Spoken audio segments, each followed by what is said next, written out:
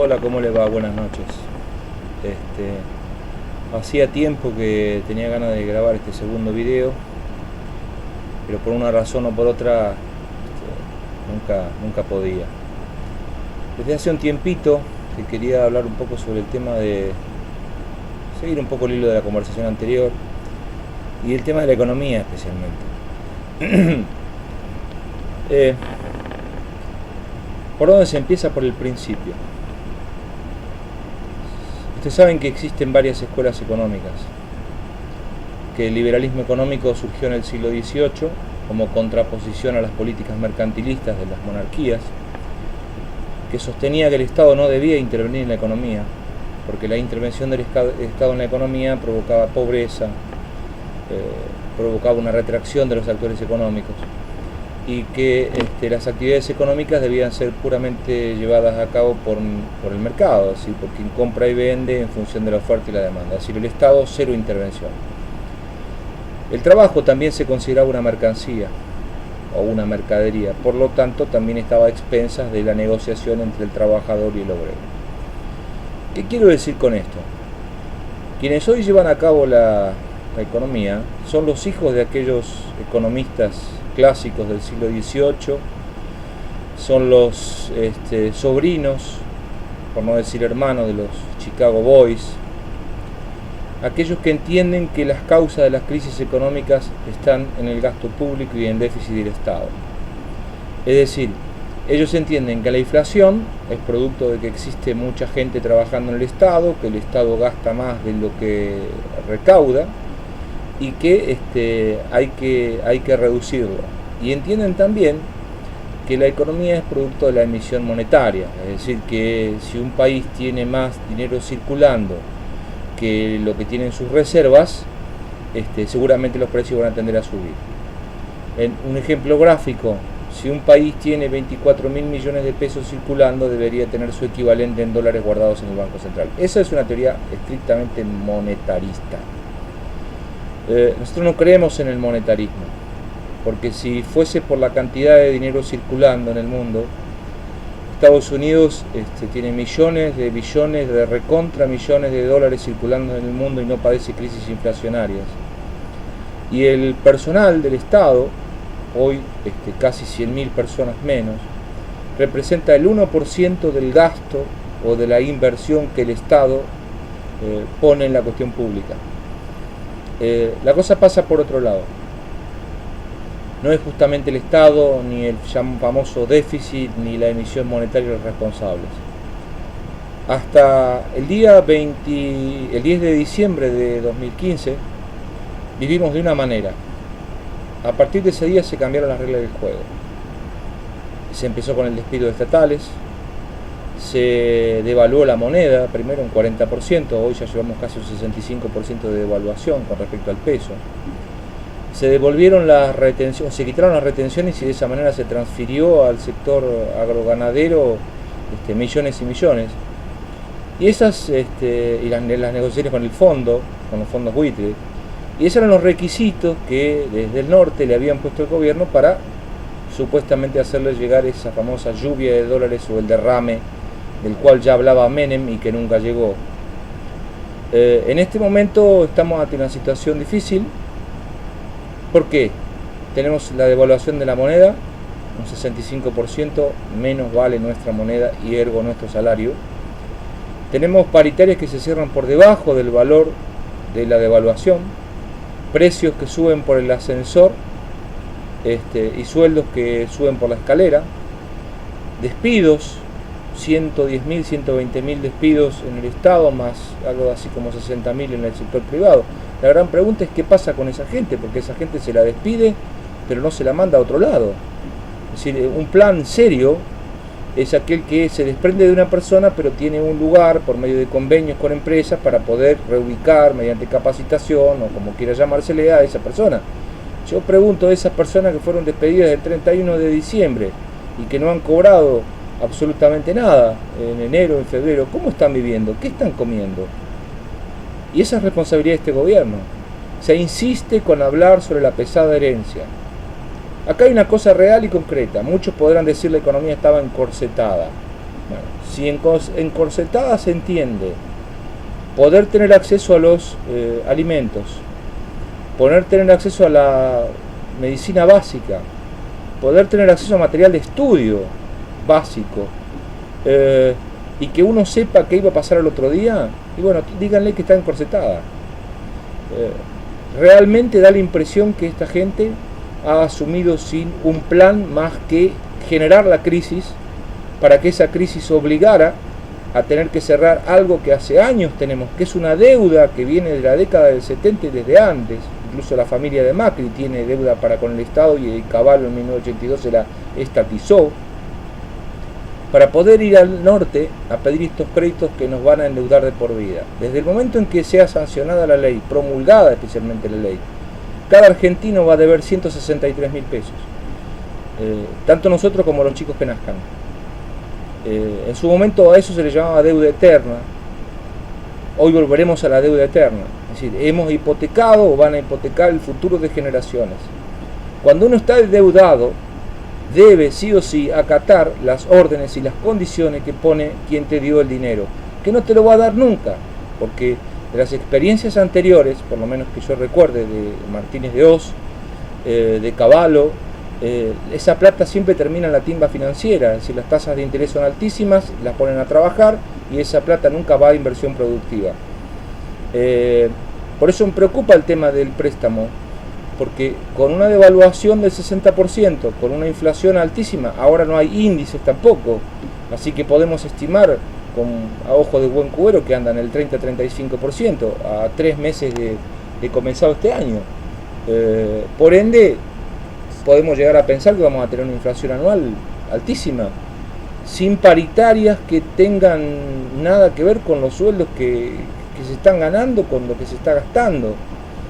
Podemos llegar a fin de año con una crisis hiperinflacionaria, y además con un chantaje, porque Prat Gay dijo que el acuerdo con los holdouts se firmaba sí o sí, con o sin acuerdo del Congreso, y Macri, en una actitud chantajista y extorsionadora, dijo que si no se aprobaba este acuerdo, que más que acuerdo es una agachada directamente,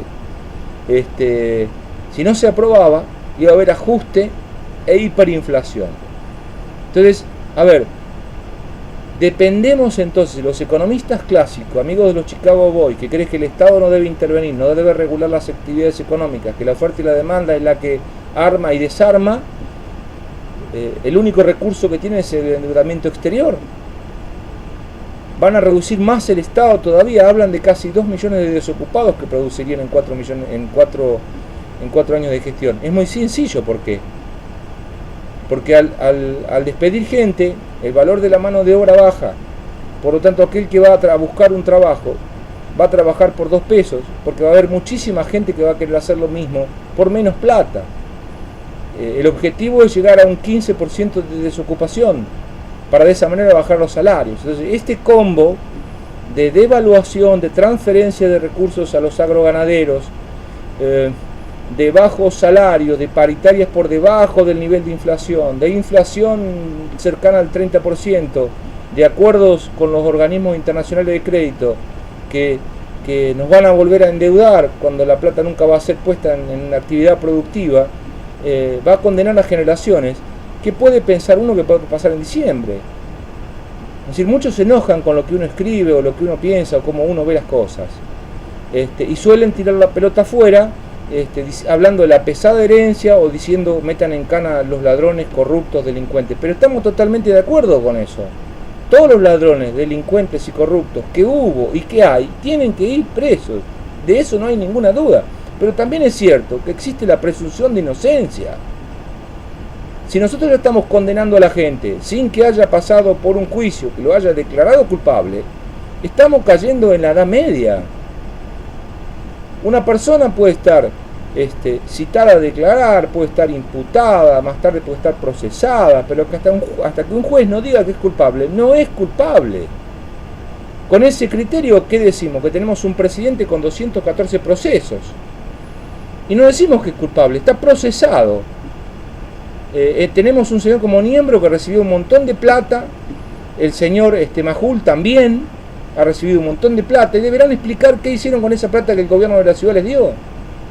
Entonces, en síntesis, y para no hacerlo muy largo y no aburrir, acá es muy sencillo. La economía la maneja el mercado en favor de unos pocos o la maneja el Estado en beneficio de todos, haciendo de agente regulador. En este momento el Estado se retiró, permite que existan los precios descomunales, no hay ningún tipo de control ni interés en controlarlos. Cuando el dólar se va un poquito, sale el Banco Central a querer bajarlo, para eso suben las tasas de interés, para que los inversores no se vean atraídos para comprar dólares, sino que por el contrario accedan a poner la plata al 30-35%, pero cuando bajan un poco la tasa se dispara el dólar de nuevo.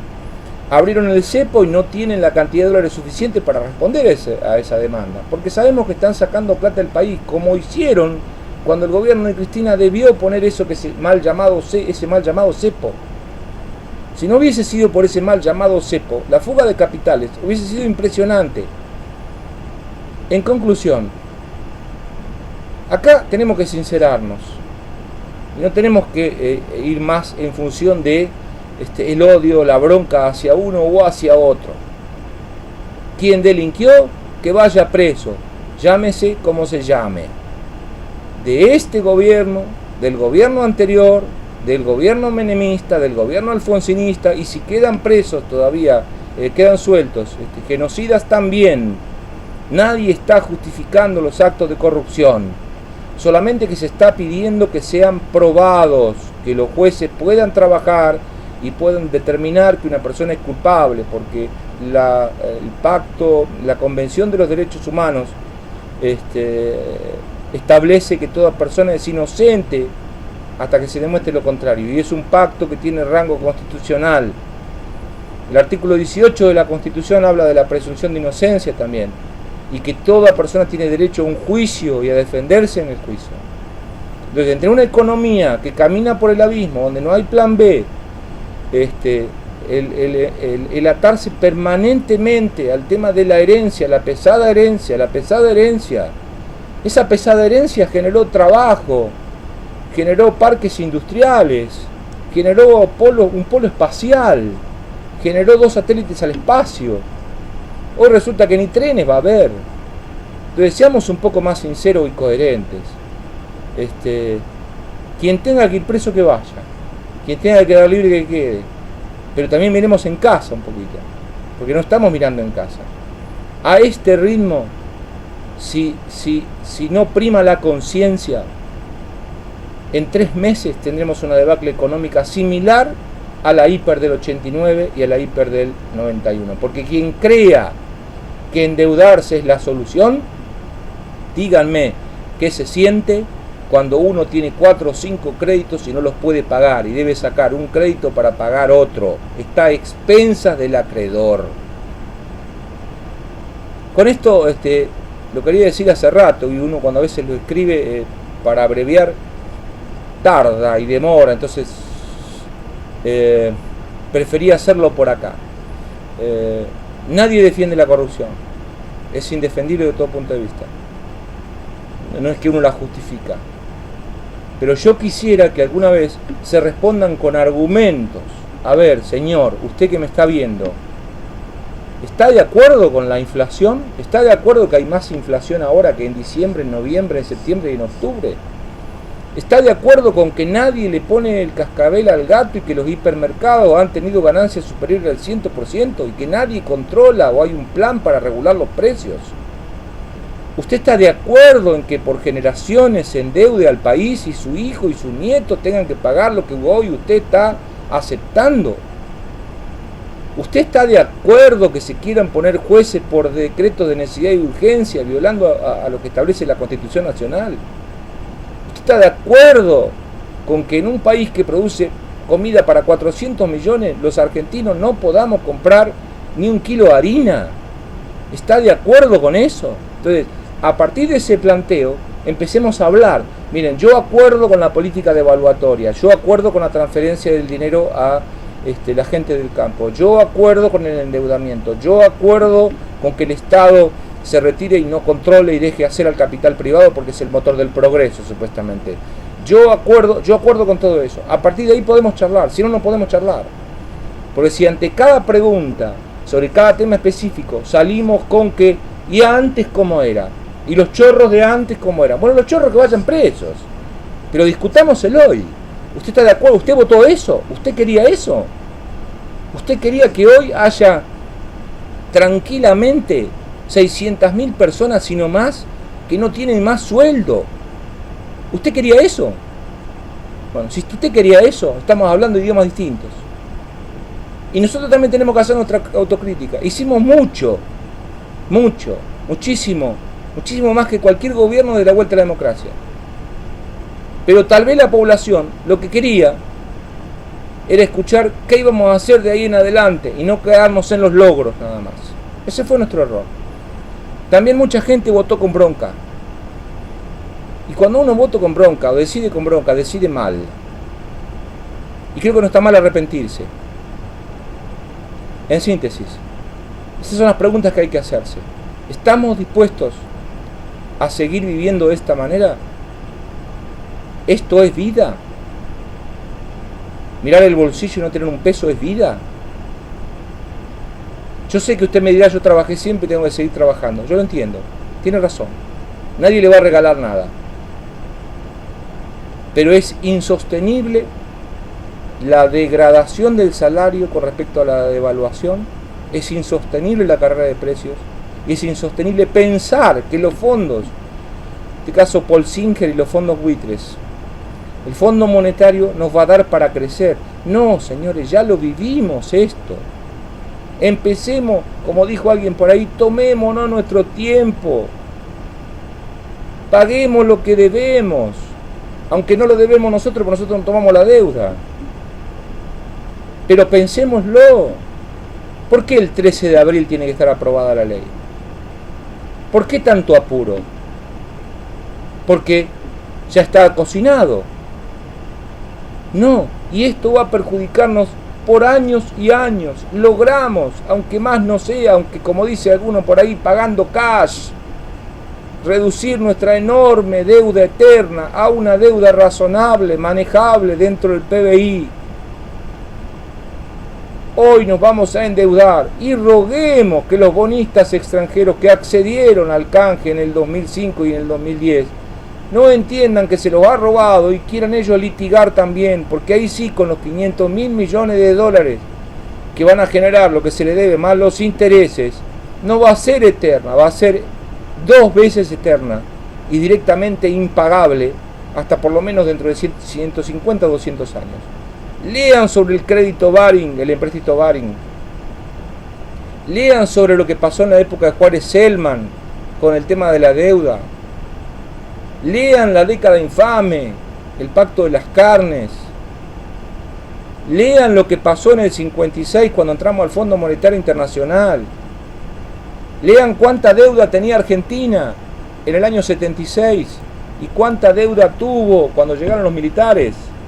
Y cuando se fueron, lean a Greenspan, vean el intento que hizo el primer ministro de Economía de Alfonsín por saber qué deuda era legítima, cuál era ilegítima. Lean el informe Olmos, por favor. Iban a ver que ya habíamos pagado 50 veces lo que nos pedían.